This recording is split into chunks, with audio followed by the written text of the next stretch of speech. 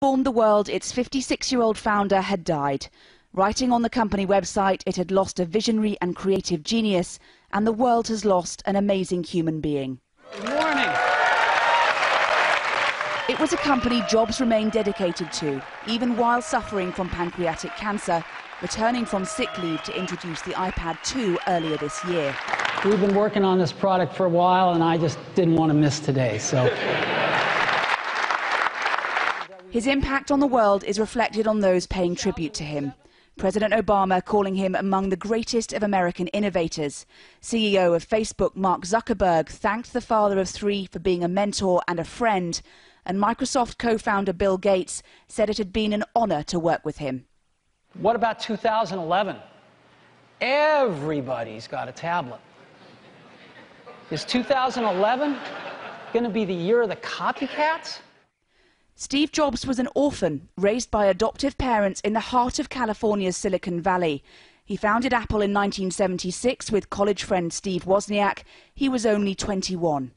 By 1984, they'd produced the world's first commercially successful computer, the Macintosh. He quit after a row with the board. We're going to take things to a whole new level. But in the mid-90s, Jobs was back, heralding a bright new era for Apple.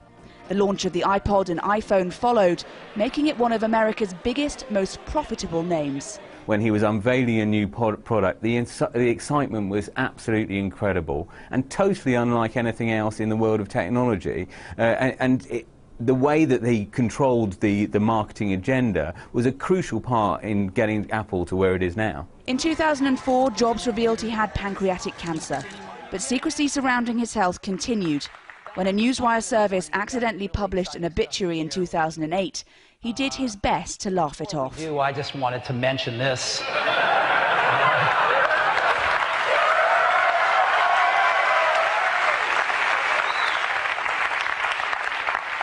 Enough said.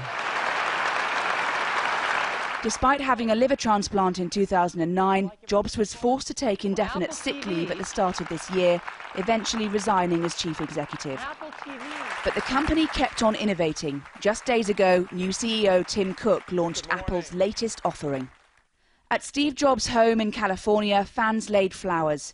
Tributes too at Apple stores like this one in Santa Monica. A recognition of the unique abilities of a man who changed the way we think about and use technology. Hannah Thomas-Peter, Sky News, Los Angeles. All of this happened in the early hours of the morning British time in Los Angeles. There is Hannah Thomas-Peter to bring us up to date. Hannah. Well, Steve Jobs is being remembered as a man who is almost unique in his ability to know, to see what people really wanted and needed and what they would pay for, crucially, before even they did.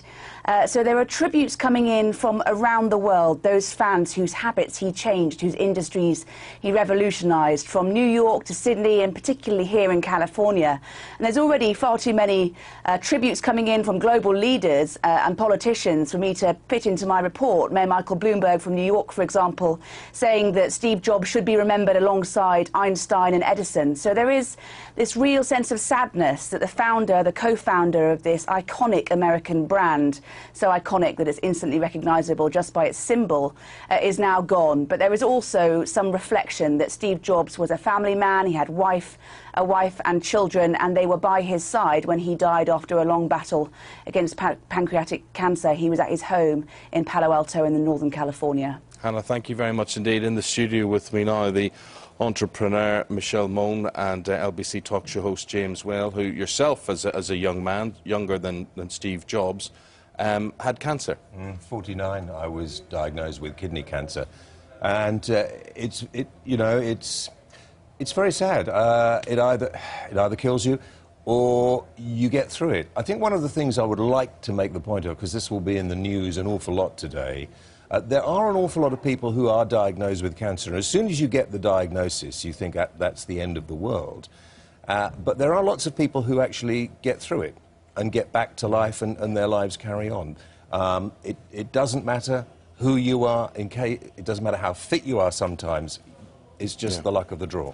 And Michelle, it's interesting, you know, from your point of view, running your own business, how he and what he devises and what he sees through to the production line affects so many people. Did it affect you? Yeah, absolutely. I mean, the office is covered in Macs and, you know, iPhone and iPads. I mean, for me, he's just one of the best entrepreneurs in the world we'll ever see, and a total genius creatively and just running that team, and really inspiring, and a sad, sad loss. Yeah.